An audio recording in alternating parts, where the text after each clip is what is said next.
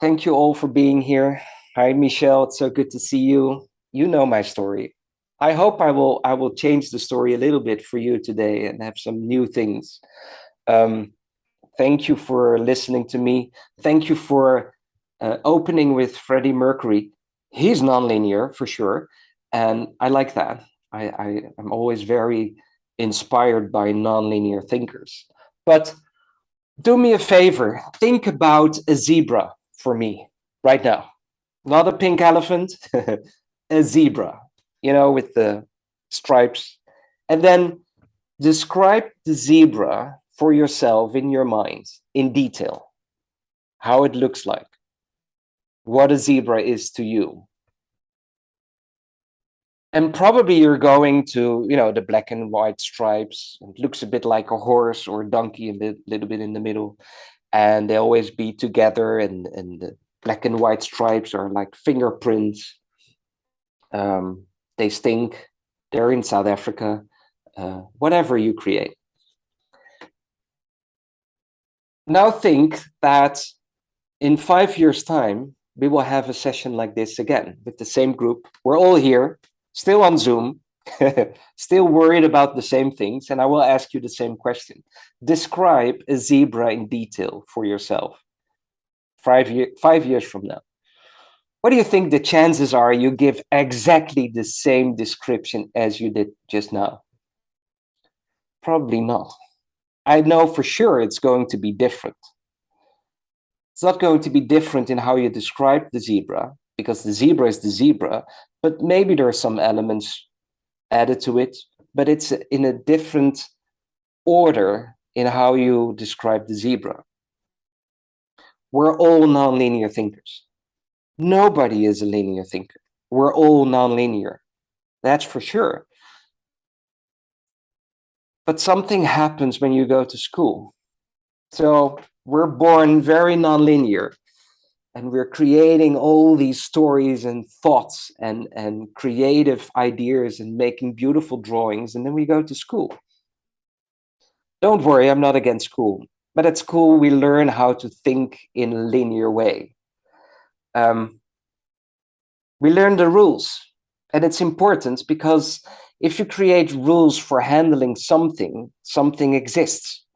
So because we have rules in math, math exists. Numbers don't exist, right? What the hell is a number? But we learn how to look at things at school, and that's linear thinking. It's the infinity of numbers that we learn, which is beautiful and scary at the same time. But what we also learn at school is not to think in a nonlinear way anymore. Because one answer is the good answer. You have to do it yourself. You have to be on time. You have to perform when it's your test. These are all linear structures. And it's a good thing because that's how we develop ourselves to create an interesting life, a profession, and to grow, to go somewhere. But some people in this world are not capable of just being a linear thinker. Some people are, most of the people are, because the linear process at school is designed on the majority of thinkers in this world. But then we have a group of thinkers that learn how to behave in a linear way at school, but they can't just stay there. It's impossible for them. You know them. Maybe it's you, maybe it's yourself, maybe you know people, maybe it's your child. Even when you're learning so hard about all these rules, you're constantly breaking the rules, or you're constantly fighting the rules, or finding your way in how to behave in that box of rules. Research is showing that as a young adult, when you don't fit the box, I call that the box, the linear agreements that it's a box. We can understand what it is. We like boxes, not only to label things, but whole life is a box. You live in this country, you live in this house, you have this job, it's all cornered, it's all boxed. But if if you don't fit in that box of expectations, then when you're a young adult, you have received around 20,000 negative messages. Can you imagine? Just because you don't fit in that box of unwritten rules, and some of the rules are very written.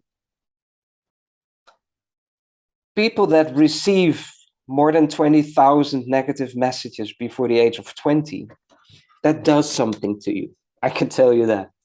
It's not nice. Myself, I have ADHD and dyslexia. I think I have received 20,000 negative messages only for my dyslexia before the age of 20. Not just because I was making mistakes in writing and reading, of course, but in so many other things. Because dyslexia doesn't exist. It's not that you have a perfect life and there's just this element of dyslexia, which means you cannot read very well. Dyslexia is how my brain is wired. It's everywhere. It's all the mistakes I make. But then you put some ADHD on top of that. Now that's fun. I'm enjoying it now because I can do so many things together at the same time. So I'm really enjoying my ADHD, but boy, was it difficult to focus and to stay focused and to do the right thing and not to get lost in rabbit holes. Now I use that to be creative, and I love rabbit holes and I allow myself to be there. But if you have received more than 20,000 negative messages, you're going to be very careful. You live in this world where these many boxes and linear rules, and you're trying to behave that way. You're trying to succeed the expectations of others and the expectations you create of yourself. And that's a waste. I think personally, that's a waste. It took me 44 years to discover that I shouldn't be doing that I shouldn't be adjusting myself constantly into this linear world. I think it's a waste because we're not using the infinity of our brain with all the neuron connections.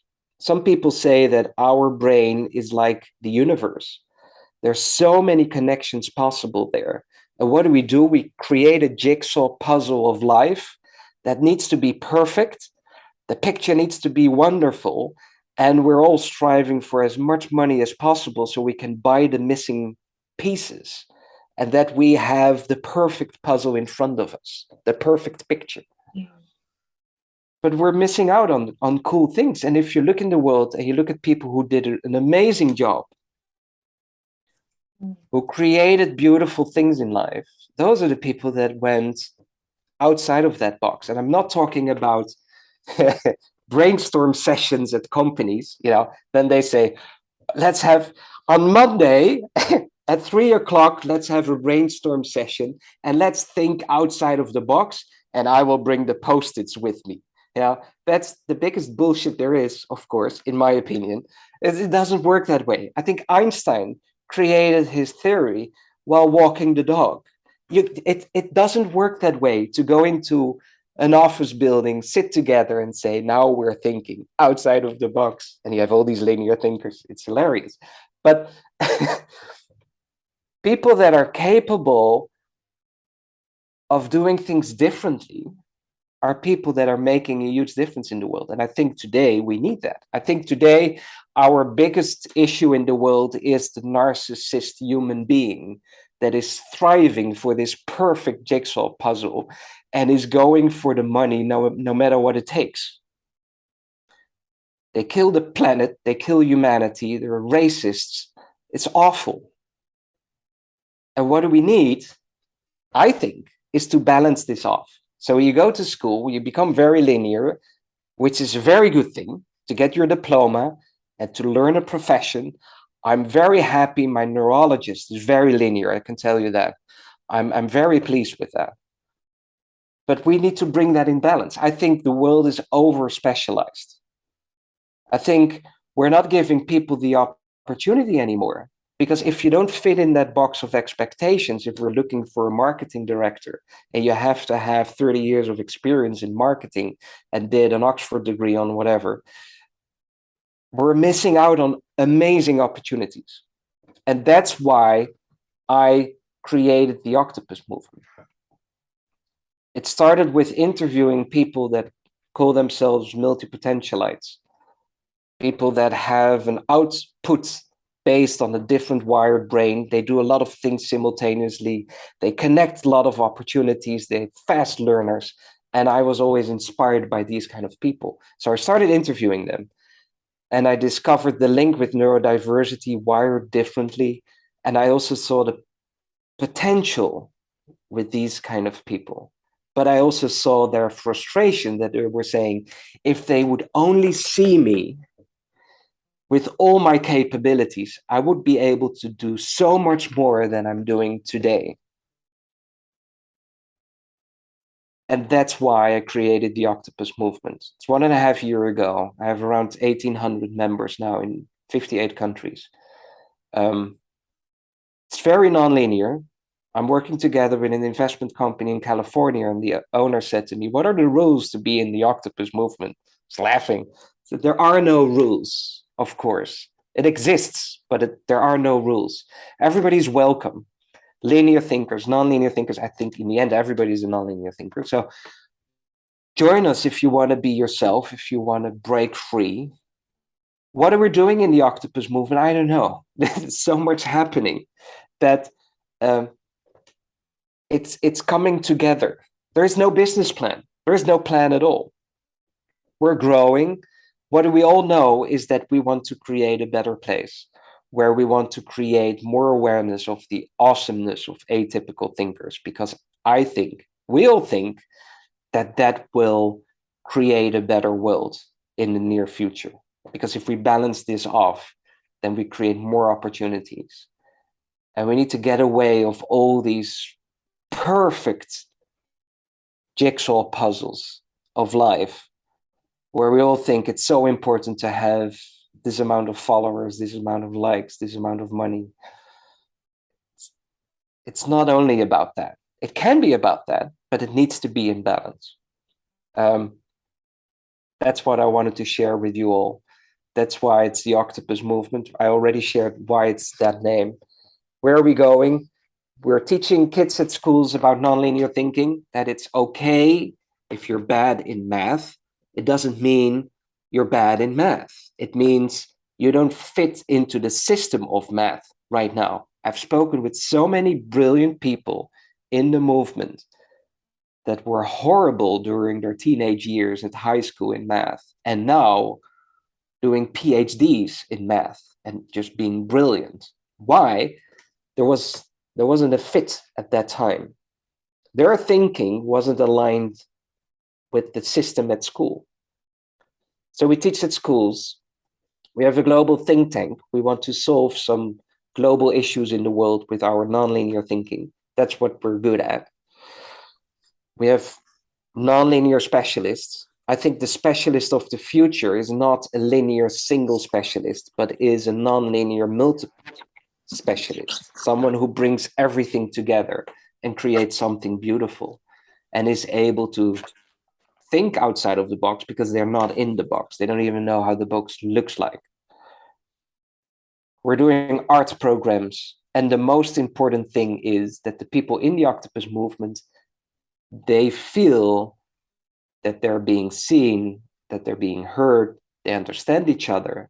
And what I love the most about it, it's real diversity.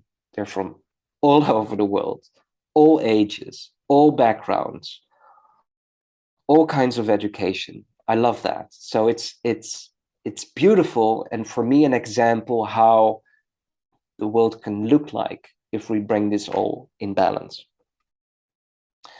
That's what I wanted to share with you today. Why an octopus? I need to explain this. I do this at school. An octopus has 3 hearts, 9 brains, and 8 arms. Why is that so important for us nonlinear thinkers? 3 hearts, because we can be very sensitive and feel things in a different way, which you can do if you open up for all your thoughts and not just being boxed in, this is what I need to see and feel and hear. So that's why the 3 hearts. The 9 brains, well, we combine a lot. I'm not saying we're all very intelligent. There are a lot of highly gifted people in the Octopus movement, but it's more about making all these connections with your thinking, bringing that all together. That's why the 9 brains and the 8 arms, well, we do a lot, and we tend to do more than just one thing. We're always busy with multiple things at the same time. So that's why an octopus is such a good symbol for us curious misfits. Definitely. And actually, you've also forgotten to mention is one of my new favorite words is mycelium. Yeah. Can I explain that? You have to explain that. I have to. So some people in the beginning were saying to me, oh, Perry, you're building a community. And it gave me a feeling of something negative, a community. Yeah, okay. But for my thinking, a community, it stops in thinking when I see a group of people together that are like-minded and we're going to the same direction. It's community. And I thought, that's not what we're doing, because that's too boxed again if it's called a community. I was watching a documentary about mushrooms, fungi, and then Paul Stevens was talking about the mycelium, and I fell in love with the word immediately.